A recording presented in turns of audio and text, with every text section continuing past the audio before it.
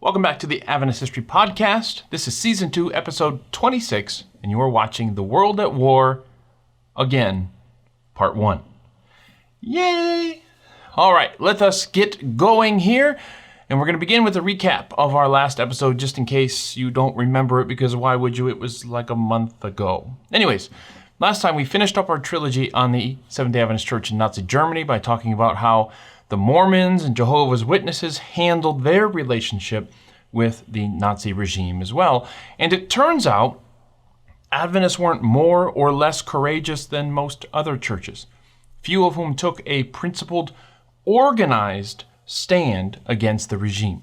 We also talked about how Adventist Jews managed during those years, not particularly well. And these episodes raised the question about how the stories we choose to tell is the history we choose to remember. And the history we forget is sometimes more important than the history we remember. And the whole point behind that was this idea of we chose after the war to tell very specific stories about our Adventist soldiers who stood true to conscience and all this sort of stuff. And we ignored other stories, like what happened with the church during the Nazi regime in Germany was not as great of a success story, to say the least. All right? Now, in this episode, we are escaping the Nazis, and we're jumping in our hot air balloon to get the big picture of how the rest of the Adventist Church managed during the Second World War. We're going to fly around and share a lot of stories over the next 2 episodes. I doubt you've heard most of these stories because there's simply so much that happened during the war years that it's hard to distill it into a simple storyline. So we're going to take this shotgun approach over the next 2 episodes, telling a lot of stories before bringing it all together in the end. Because the story of the Adventist Church in Nazi Germany is not the story of the Adventist Church during World War II. That's just one part of it.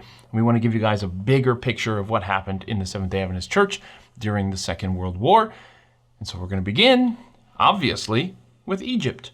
Now, Egypt was technically neutral during the Second World War, but with British troops stationed there, Italian planes and ships routinely stopped by to say hello with a few bombs.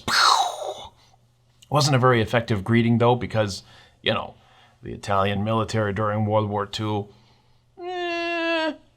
and British anti-aircraft guns managed to chase the Italian biplanes away. And they were biplanes because a lot of them were leftovers from the World War I era. And anyways, in July 1940, the Italian air assault in one of their attacks lasted all of 10 minutes. The pilots were afraid of getting too close to the shore batteries, and the New York Times reported that most of the planes dropped their bombs harmlessly into the sea. One, it seems, damaged the propeller of the SS Zamzam. Now, the Zamzam was an old British troop ship from the First World War that had been purchased by an Egyptian company in the 1930s to carry pilgrims to Saudi Arabia for the Hajj, for the pilgrimage. Now, mechanics managed to fix it by the end of December, and the Zamzam was pointed in a new direction. It was the first passenger ship to the United States of America from Egypt. And during those war years, a trip to America didn't just mean sailing across the Atlantic. It meant sailing south to South Africa, then crossing the South Atlantic, and then up the coast of South America, and then heading up to Boston or something like that. And if you were one of the 99 passengers on board, I really, really hope you brought something to read on this trip. Now, the Zamzam dropped their passengers off and picked up about 142 Americans, almost all of whom were Christian missionaries, including 9 Adventist missionaries who were returning to Africa. Now, Frederick Lee, an editor at the Adventist Review, wrote, "No general conference ever convened in such perilous times, but that troublous times are not to deter the Advent believers from pressing on with their task."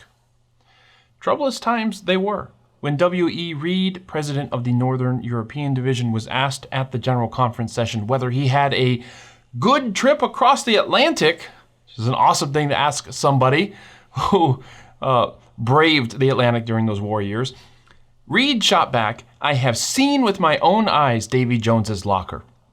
He was, it seems, the only civilian aboard a ship carrying British military experts which kind of makes him a target. I mean, seriously, like when you got on board that ship and all you see are military personnel around you, and there's a war going on, and your people are neutral technically, and all the people around you are in the war, and you just got to think, did I get on the right ship? So it wasn't long before they spotted the German U-boat that was stalking them. And as Reed tells it, the captain lined the passengers up on deck and instructed them just what to do, in case. There was no time to launch lifeboats. A torpedo passed 40 feet from their bow. Another came still closer. And then a wisp of a hulk appeared on the far horizon. A convoy sent in answer to the prayer of the one Seventh-day Adventist preacher passenger. 45 ships flying the British flag, and the submarine disappeared. Now Reed concluded, I know now, as I have never known before, that we have a God who hears and answers prayer. The cloud that hung over the 10 to 15,000 Adventists gathered for the GC session in San Francisco that May were concerned about the foggy fate of the SS Zamzam. The Zamzam, you see, was met on the Atlantic early one morning by the German raider Atlantis, a slippery master of disguise that had been wreaking havoc in the southern hemisphere by posing as Russian, Dutch, and Japanese merchant ships. The Atlantis recognized the shape of the Zamzam as a troop transport, which is of course what it used to be, and then opened fire. 9 150mm shells blasted into the side of the Zamzam, and the fight was over just like that. Now, the Allies knew something had happened to the ship, but they didn't know exactly what. It was first reported that the Zamzam had been sunk, and then the British said she was actually quite safe. Hours later, the BBC reported that the ship had been sunk. Berlin denied knowing anything about the Zamzam, never heard of it. Other sources claimed the Zamzam was returning to America, and now it was the British authorities' turn to say they didn't know where that report was coming from. There was just confusion all around, and with 9 or so Adventist missionaries on board, many of the church leaders in San Francisco undoubtedly had a personal connection to at least one person aboard that ship, because the Adventist world is small, guys. You either know somebody or you know somebody who knows somebody. Now, the next day, May 21st, 1941, is when the San Francisco Examiner finally reported that the ship had been sunk, with all aboard saved. General Conference leaders worked furiously to determine the fate of the Adventist missionaries aboard the Zamzam, sending a steady stream of telegrams to U.S. and German officials. It wasn't until weeks later, in early June, that the church learned that the missionaries were safe in France and that the Germans were willing to return all genuine missionaries, whatever that meant. While these negotiations were going on, the church was leaning on the U.S. State Department to get in contact with another ship, the El Nil, which was carrying 12 missionaries and their families and following the same route as the Zamzam. Now, the story of the Zamzam and W.E. Reed's dance with German torpedoes illustrates how church leaders handled the war years. Church leaders, it must be said, moved efficiently and effectively to safeguard her missionaries and repatriate them when necessary. And Reed's plucky attitude toward torpedoes shows the courage many individual Adventists possessed. A sniveling bureaucracy, content to hide behind formal and official statements, could not have met this challenge. I mean, just keep in mind, guys, what the church could have done was just ground all of her missionaries and just offer the world her sincerest thoughts and prayers during this difficult time, right? They could have just hunkered down. But no, the message must go out. As Frederick Lee had said, troublous times are not to deter the Advent believers from pressing on with their task. Or as a church leader in Scotland put it, the war is creating difficulties, but it is also offering unique opportunities if we will but grasp them. In China, a church leader wrote that God's church must triumph. There never was a time of more uncertainty. We are surely in a crisis. It is for us to make this crisis count for Christ. Never should we entertain the thought that this work will fail. This courage was everywhere. We see it firsthand when the Adventist church in Norwich, England was bombed. The church members rented a hall and invited the community to join them for worship. People were curious. More than 50 people began worshiping with the Adventists there in Norwich, leading the church to call it a bomb of blessing. which I guess is one way to look at that, right? All around the world, we see this same display of an enthusiasm to roll with the punches, an impossible optimism, or this desire to see opportunity in every difficulty. It seems that the church was caught up in the war spirit that had crossed oceans and penetrated flesh and blood. Was the world caught up in a great battle between right and wrong? So was the church. And more so, right? The spiritual battle was more important than the physical war. Was the world sending their soldiers into foreign lands? Well, then the church would send her soldiers, her missionaries, into dangerous foreign lands as well. This moment called for courage, and the church met the mood. I want to give credit where credit is due. The church rose to the occasion. Now, in this episode, we're going to focus on the early years of the war, and we're going to leave the stories of the Adventist soldiers until later, because those stories tended to happen later on in the war. We're just going to do a run around the world, I guess, and see especially how the missionaries handled things. And it's important to me that we start with the missionaries, because the missionaries during these years didn't win the Medal of Honor. They didn't stand before the president. They didn't stand before a prime minister and have their hand shaken before the press. But they were heroes just the same. Considering the danger they were often in, it calls to mind the words of Eowyn in The Lord of the Rings. Yes, it's another Lord of the Rings quote. Get used to it. Anyways, Eowyn said, "Those who have not swords can still die upon them." And that was true for the missionaries. It's worth remembering that Adventists, like many others, had seen the war clouds coming for over a decade. They carefully noted deteriorating diplomatic relationships and corresponding arms development, and the General Conference had begun urging missionaries to leave places like Japan and Korea in 1940. Just before the Japanese attack on Pearl Harbor in 1941, which brought America actively into the war. America was really a part of the war from the beginning in terms of the materiel and men that they had sent to the Allied nations and the embargo that they had leveraged against Japan, right? Okay, so let's not get into that. But actively into the war, fighting in the war. Okay, so just before Pearl Harbor, the General Conference again sent a flurry of cables to missionaries in Asia, urging them to retreat to safer lands. So to the missionaries in China, a telegram sent on November 11th, 1941, which, by the way, is again about a month before Pearl Harbor. That telegram read, "Owing increased danger and after wide counsel, General Conference again urges missionaries, Shanghai, Hong Kong, Canton, make necessary arrangements for transportation and handing work nationals, preparatory immediate evacuation upon instructions from division. All should understand that those remaining do so on their own responsibility." You had to abbreviate and skip words in these cables to save money, okay, so they don't read very smoothly, but I think the meaning is clear enough. Turn over your work to Chinese nationals and get to safety. Many missionaries did. Many missionaries chose to stay. For those who chose to stay, the General Conference sent them a year's salary in advance and said, "Good luck."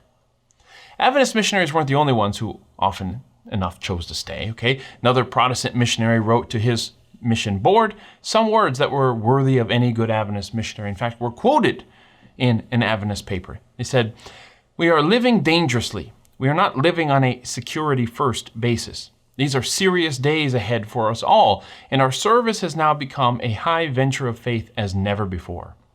We go forward in faith in one who is above time and its turmoil, and in whose peace we can abide." Every Adventist missionary who stayed had a story. In China, missionaries entering Wenchao on a boat were fired upon by the Japanese. The Adventist hospital in Chongqing had plenty of near misses before it was eventually blown up by bombers. Later, an Adventist student died when a Japanese bomb collapsed the bomb shelter he and 50 other people were in. In Hunan province, an Adventist pastor was loading a boat with supplies to take downriver when the air raid siren went off. When he got to his destination the next day, it, too, was being bombed by dozens of planes. He said, "It was hard to keep track of them all and to know when to duck. Several of us crossed the river and went into the burning streets, dressing wounds, passing by those for whom there was no hope, and helping to dig others out of holes and wreckage before the fires reached them. In Hong Kong, the Adventist sanitarium was bombed. It was a regrettable affair, to be sure, a missionary wrote, but we get used to those things.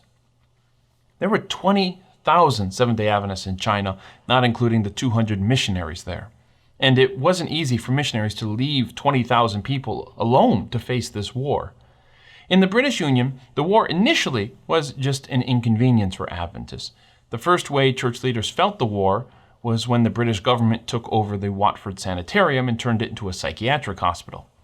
The next way the war really began affecting the church was in the nightly blackouts, which everybody hated, and which began in September of 1939. The goal was to put up heavy curtains or boards to prevent German airplanes from being able to bomb accurately, right? If they can't see all the city lights, they don't know what they're aiming for. But it also led to a lot of car crashes and an increase in crime, as you can expect. So for Adventists, this meant that the nightly evangelistic series that they often held now had to be held during the day, but it just wasn't the same because Sunday afternoon in England, it turns out, is a time to rest, not a time to go back to church.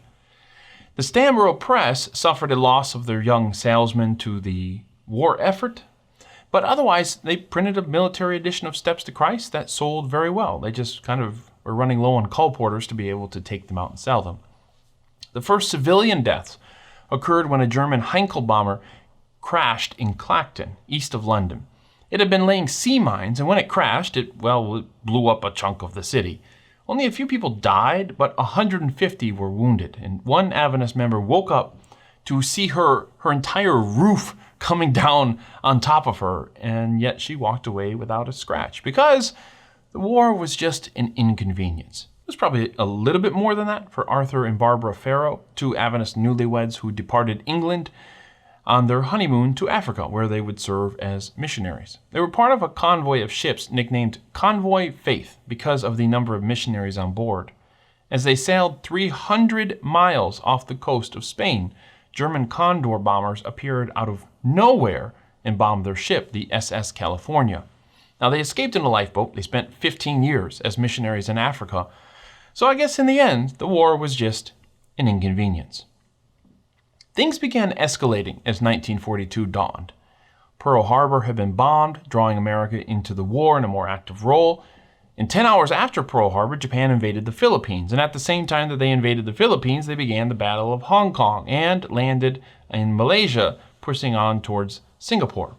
Suddenly, the cables from the General Conference grew more urgent. Missionaries in Singapore couldn't, as with China, just move west into a freer part of their country. Many of them boarded a ship to South Africa and from there to America, following much of the same route as the SS Zamzam. A second ship of missionaries arrived at Jakarta and went into the town for supplies, and while they were ashore, the Japanese bombed their ship, destroying everything that they owned. Naturally, being missionaries, they got on another ship and continued their journey. Missionaries caught in Hong Kong and the Philippines were not always so fortunate. The sudden Japanese offensive was a body blow to the Adventist leadership in the Far Eastern Division. The president of that division, V.T. Armstrong, was in America at the time and couldn't get back. So the division secretary, W.P. Bradley, was placed in charge. Now, the president of the China division was put in a concentration camp when he was captured in Hong Kong. His secretary and treasurer were in the Philippines, and so the leadership of that entire division, the highest level of leadership, was effectively cut off. The fate of those captured in the Philippines, and China, and Singapore, and Burma was mixed. Some of the believers in Shanghai were just left alone, but others were sent to concentration camps, where most of them would be found at the war's end with little more than skin and bones. General Conference committee member wrote in the understatement of the century, "It is not very cheering to learn of our missionaries being in concentration camps." Okay, buddy, that is true. The fall of the Philippines was the greatest single loss for Adventist missions. Some 89 adults and 27 children were captured by the Japanese there. News about their fate was slow to come out and often was incomplete, and it was a full year before the church leaders could say with any certainty that most of them were still alive. News about 25,000 Adventist members in the Philippines was even more scarce. Now, the Adventist presence in Singapore, where the Far Eastern Division was headquartered, was just decimated. The Japanese attack coincided with their attack on Pearl Harbor, and while it took a while for Japanese troops to reach Singapore itself, The bombers came early and often, night and day, for over a month. One Adventist witness described it, "The destruction in the city was terrible. We soon found that the invaders were concentrating on the thickly populated tenement areas where the common people lived. Thousands lost their lives. Truckload after truckload of bodies was removed to the morgue. Life was uncertain. And when we were in the city, we always kept in mind the location of the nearest air raid shelter into which we could flee." One of our missionary friends brought his automobile down to the docks and had his chauffeur with him to take the car back to the mission. They reached the gate to the docks just as the bombs began to fall. They had to stop at the gate and show their papers and have their baggage examined before they could go on board the ship. The British customs officials invited them all to go into their air raid shelter for safety. This missionary and his wife went with the customs officials and told the native chauffeur to come inside with them. He said, "No, I will stay here and watch the car. I will lie in the ditch under the trees." Well, the bombs dropped all around. When the raid was over and the missionaries came out of the customs air raid shelter, they found the automobile had been blown to pieces, their baggage was scattered all over the road, and the chauffeur had lost his life lying in that ditch. Later we saw this missionary and his wife walking toward the ship, carrying in their arms the garments which they had been able to gather up from the wreckage. As that missionary ship left the harbor, one of several carrying the last of the Americans, it suddenly stopped and began reversing. You see, a British naval patrol had appeared and told the ship to immediately stop and turn around because they were heading into an unmarked minefield. Now, once that ship reached Java, they learned that some of the other ships in their convoy, those who had been just behind them, had been sunk by Japanese planes. They changed ships in port and headed to Australia.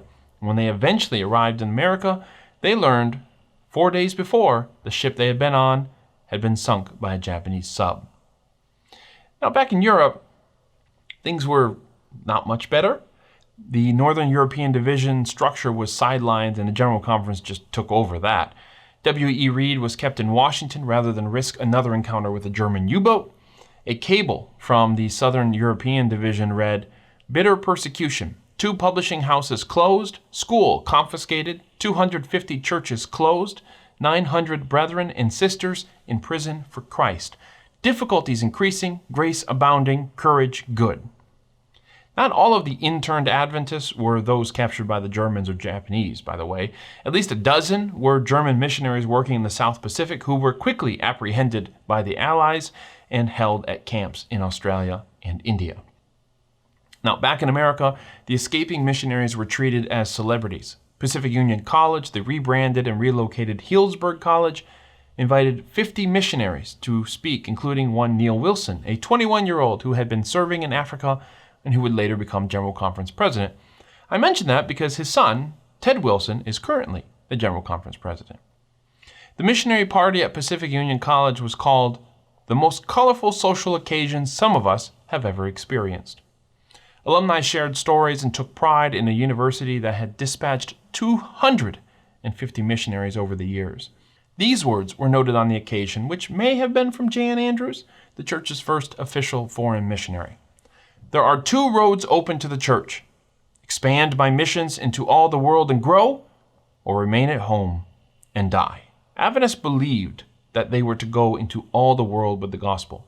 This worldwide mission had met a worldwide war, and the Adventist church didn't even flinch. We'll see you next time. We finish up the story of the church in World War II. Stay safe.